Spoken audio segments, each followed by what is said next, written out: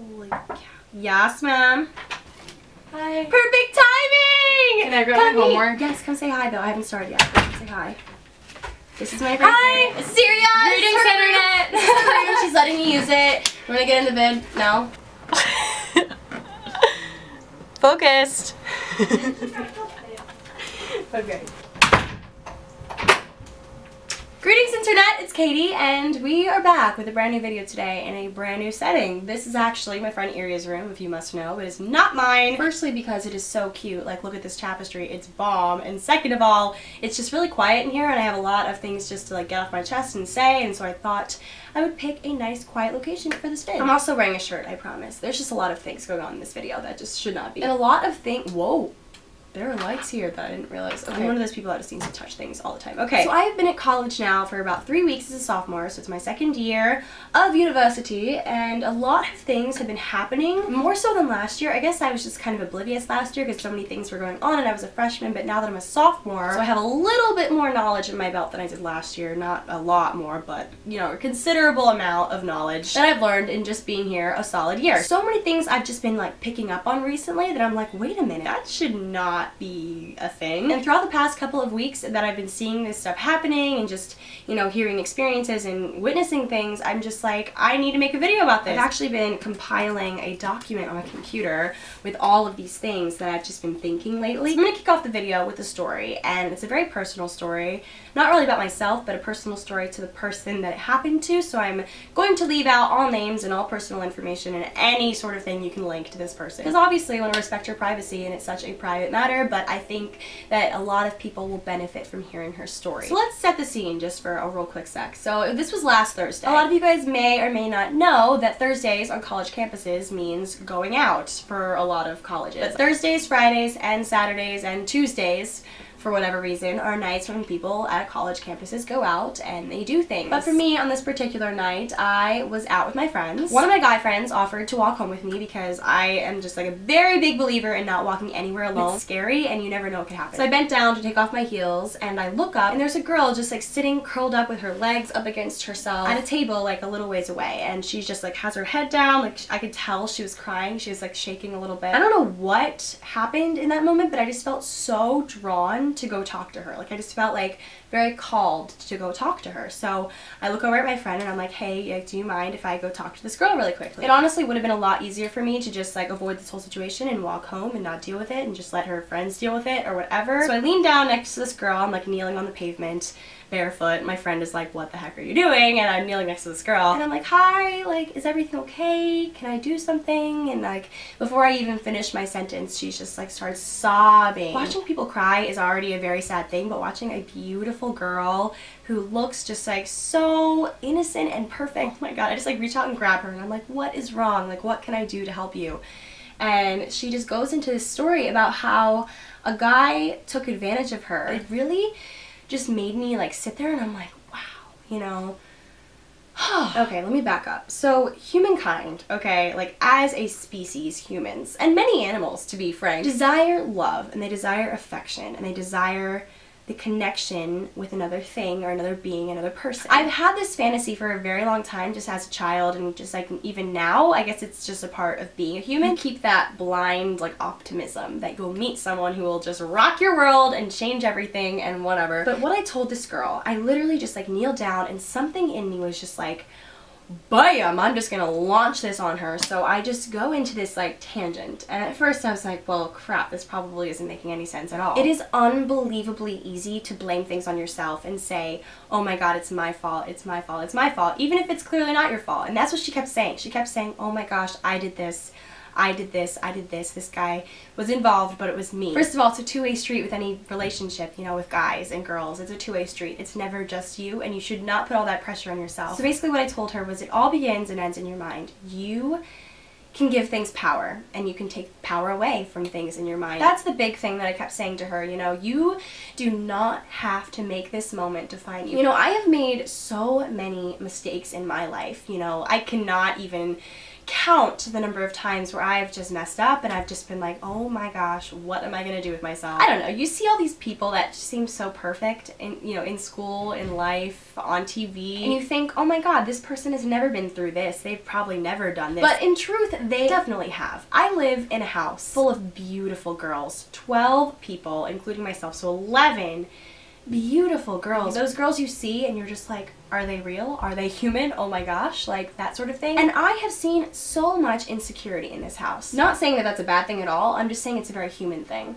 And it's so funny how we always just assume that everyone else has it better. You know, the grass is greener on the other side sort of thing. And that mentality is so messed up because we all get in these sticky situations where we just feel stuck. We should not give these boys power over us. I heard this quote one time: life is too short to drink bad coffee and cry over boys who don't care. And that is so true. But it is no secret that the culture here, and just culture at colleges and at high school in general, is very distorted a lot of the time. Not all the time, trust me, I've met some wonderful people in relationships who are doing really great things for themselves, but believe me, things are messed up, and they're always going to be messed up unless we decide to personally change the way that we think about things. My current situation is not my final destination. I don't even know how all these things just popped into my head. I honestly think I had just done too much scrolling on Tumblr the night before and it just like stuck in my brain or something. But guys, it is unbelievably true. Whatever mess you're in, whether it's like over boys or financial or mental or whatever situation you're in, it is not forever, and please do not let yourself think that you're doomed, because you're not. I'm one of those people who piles so many things on my plate, especially being back here at college. I've piled so many things, and sleep is just, you know, getting thinner and thinner and just like dwindling altogether at this point. But amidst all the things that we involve ourselves with, all the crazy stuff that just happens and we get sucked into and focusing on, take a moment to just step back and be like, whew, your state and how you feel is so much more important than anything you'll involve yourself with. Because if you think about it, all the things we're involved with, at least in my case, are to advance my future. You know, I'm taking classes to advance my future. I also do love a lot of these things, like truly, but a lot of them have to do with how I'm gonna, you know, do the future and what I'm gonna do later on in life. Sometimes you kind of just have to stand back and think about the now. Right now, what is happening and how I'm feeling, because if you cannot survive the now, you will not survive the future. You won't make it to the future. So why obsess over that when you can think about the now and think about how you feel in this moment and fix it from that point on? Just chill and identify how this thing makes you feel and what you're going to do to consciously not repeat the same mistakes, because if they fool you once, it's on them, but if they fool you twice, it's on you. Don't let history repeat itself if it doesn't have to. Guys, it just breaks my heart that some people think that the place that they're in, their situation, is their final destination. It's not. You're still going. You're still moving. I'm a firm believer in there not being a final destination. I think you're still going through life, and you're just plowing through life on and on and on and on into eternity. So please do not think that where you are right now and the stuff that happens to you right now and the boys that screw you over are forever, because they're not. They're really not. They're a minuscule part of your life. They're like a one-letter, like vowel, random, pointless word, or maybe even like a comma on the page in the book of your life. You know, this boy and this situation does not define you. And granted, it is very important how it made you feel, because it will teach you things. You know, if he's gonna treat you like crap, then he is crap. You know, that's just like the way to see things. If they're not gonna invest in you, then why the hell would you want to invest in them? C.S. Lewis says, I'm a very big fan of C.S. Lewis, if you guys have not already been able to tell from my videos, hardship often prepares an ordinary person for an extraordinary destiny. Hardship kind of has to happen. It's an inevitable part of every life. You know, you're gonna be at college, you're gonna be in life, and people are going to screw you over, they're gonna mess with your head, and they're gonna make you feel bad. I'm not here to sugarcoat anything, okay? I'm here to just tell things how they are. People are not going to treat you the way that you deserve to be treated. Pick your head up, drink some strong coffee, put some lipstick on, and go.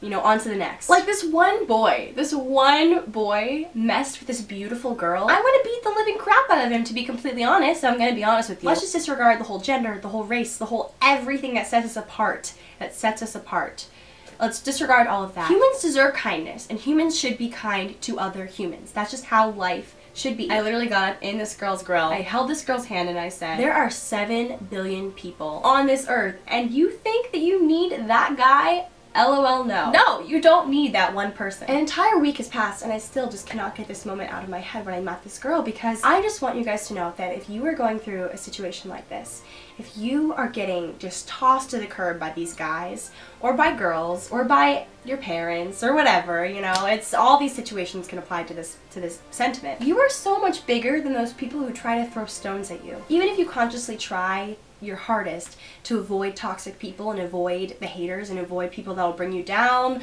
boys, girls, whatever, you know, as hard as you try to avoid these things, they are inevitably going to creep into your life and you have to deal with it at some point. And the easiest way to do that is to choose in your mind how you will react to things. And I really don't know how I feel about a lot of things, but there is one thing that I know the truth about, and that is how people deserve to be treated, and they deserve to be treated with kindness. And they do not deserve to be sitting out of a closed down dining hall at 3 in the morning crying by themselves. You guys have to know that people are going through shit all the time. People are constantly going through these tough situations and these hardships. And like the C.S. Lewis quote, ordinary people go through these hardships so they can become extraordinary.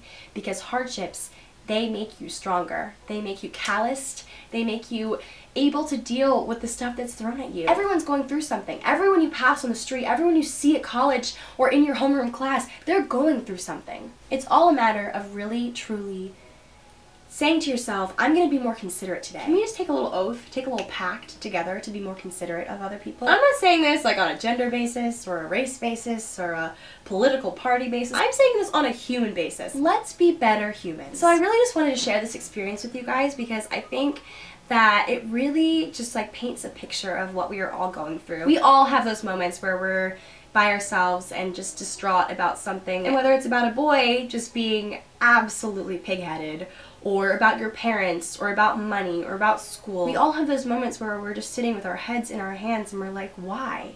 Why is this happening to me? A happy ending to the story. After I was talking to this girl, I told her, well, right away I gave her my phone number and I was like, girl, when you get to your dorm, text me, like, get there safely, we'll get coffee sometime. But the beautiful thing is I actually got to spend time with this girl today, and it's crazy how much, you know, I saw her and she was a different person. You know, she lit up when she saw me. She looked beautiful and happy and just so confident. After being slapped in the face to the ground, we need to get up, shake the dust off, and just go on. Because certainly you can choose to dwell on things. You can choose to lock yourself in your room and cry and, you know, never talk to boys again and never go out again and never do this and never do that and just shut people out. Or you can choose to not let it bother you. So my friends, that is it for this video. I really hope you guys enjoyed all the things I had to say in this video, and if you have any advice you'd like to share with other people or just any comments, please put them below. I read all of them. I really do. I sit in my bed late at night at like 3 a.m. and I scroll through your comments, so it does happen. But yeah, so that's it.